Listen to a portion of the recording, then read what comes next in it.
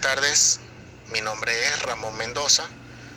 Quería conversar con ustedes compartiendo un poco lo que es los aspectos generales en el ámbito civil sobre los contratos nominados. Pero antes de hablar de los contratos nominados, pues quisiera referirles que es un contrato. Partimos del punto de que es definido como un acuerdo privado, oral o escrito, entre las partes, y estas a su vez se obligan sobre materia o cosa determinada a darle fiel cumplimiento, exigiendo en este caso el acuerdo de las voluntades que se generan allí, pues los derechos y obligaciones para las partes referidas en él. Por ello se señala que habrá un contrato cuando varias partes se ponen de acuerdo sobre una manifestación de voluntad destinada a arreglar sus derechos. Cuando hablamos del contrato, pues derivan una serie de tipos. En el artículo 1143 del Código Civil venezolano vigente, establece en el artículo antes referido que son contratos nominados aquellos contratos a los que la ley asigna un área especial, una denominación especial. En este caso son nominados los que, aparte de tener una denominación especial, tienen en el Código Civil venezolano vigente o en las leyes especiales un tratamiento de regla de su formación y de sus efectos. Los contratos nominados hacen referencia a todos los contratos que aparecen en el Código Civil con su correspondiente nombre, en este caso que se van denominando, ¿verdad? Igualmente, podemos decir que existen varios tipos de contratos. En este caso, los contratos de arrendamiento, los contratos de depósito, en fin. Es importante mencionar que el contrato, por ejemplo, de fianza, en este caso, vamos a determinarlo entre los contratos nominados, vamos a desglosar. Quisiera compartir con ustedes un poco sobre el contrato de fianza, que es una garantía que busca asegurar el cumplimiento de la obligación, y debemos de tomar en cuenta que es un término que puede resultar equívoco al hacer referencia tanto a la garantía real como a una garantía personal. Debemos de tener en cuenta también que la utilidad del contrato de fianza tiene por objeto garantizar las obligaciones que terceras personas, en este caso los fiados, hayan contraído, por lo que se concluye que para la fianza existe imprescindiblemente la existencia de una obligación principal, que es la razón por la cual se dice que la fianza es un contrato accesorio que está sujeto a la suerte del contrato. En este caso, como un principio fundamental, quiero compartir con ustedes que el acto de una o más personas de los que figuran en la relación total no puede agravar la situación de otra de las personas. En este caso, normalmente estas personas son o se fundamentan en tres: lo que es el acreedor, el fiador y el deudor.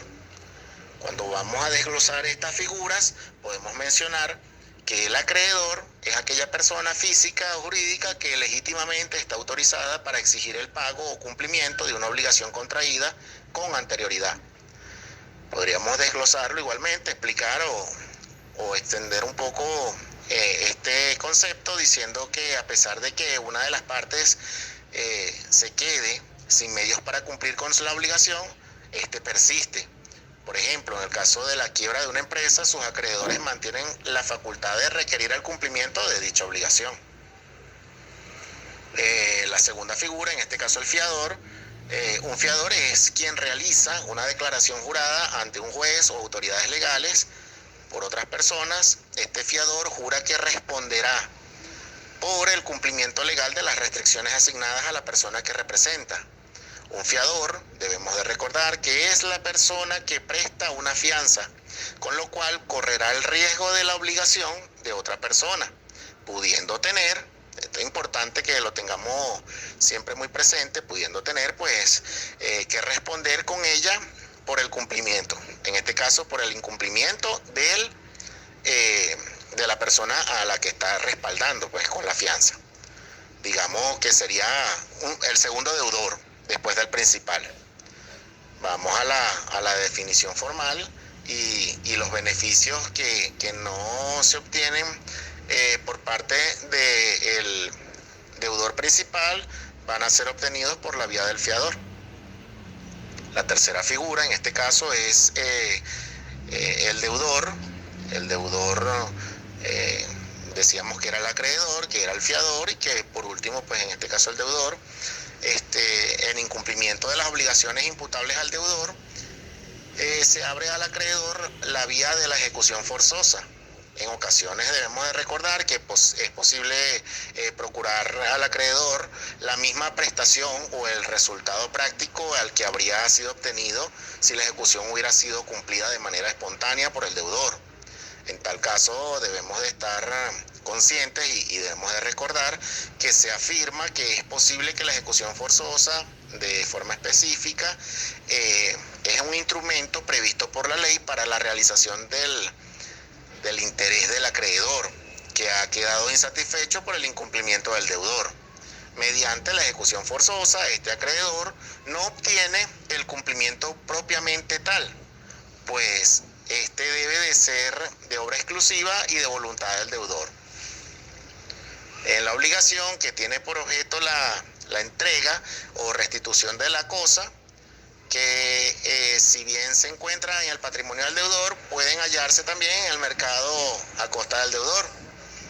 Como debemos de tomar en cuenta y cabe referir el artículo 142 del cuarto párrafo del Código de Comercio. Es importante que allí, cuando hablamos de esas responsabilidades, hablemos de los tipos de cumplimiento. Y debemos de recordar que existen tres: el cumplimiento voluntario, el cumplimiento forzoso y el cumplimiento por equivalente. En este caso, el voluntario tiene lugar cuando el deudor por su voluntad cumple con la obligación contraída, sin que medie la coacción alguna, de ningún tipo. El forzoso, el cumplimiento forzoso, pues es el cumplimiento coactivo impuesto por los tribunales de justicia. Puede ser en especie y su defecto, en este caso por equivalente. En la ejecución forzosa, en especie o in natura, el acreedor obtiene, pero por vía coactiva, el mismo resultado que hubiese obtenido mediante el cumplimiento voluntario del deudor. Y por último, quiero compartir con ustedes el cumplimiento por equivalente. En este caso sería la forma sucedánea de la ejecución en especie. Acontece cuando esta última no es posible y consiste generalmente, aunque no necesariamente, en la indemnización de daños y perjuicios. Para hablar de un contrato, en este caso de fianza, como ejemplo, quisiera mencionar lo que pudiera ser la conformación de un contrato de fianza en un contrato de arrendamiento. O sea, la manifestación del contrato de fianza dirigiéndose pues a una fase de arrendamiento.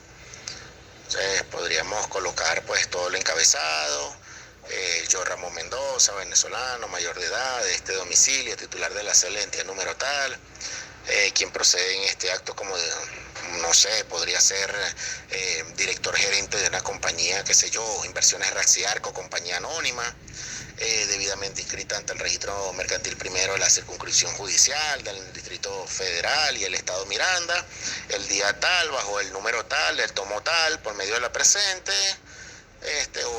por medio del presente documento, declaro, y entonces allí comenzarían pues todas las cláusulas que establecen digamos pues la manifestación expresa de todas estas voluntades. Espero que haya sido de su agrado pues mi exposición y que hayan quedado claras pues digamos la información, el material que quise compartir con ustedes en la tarde del día de hoy. Gracias, muchas gracias por su atención.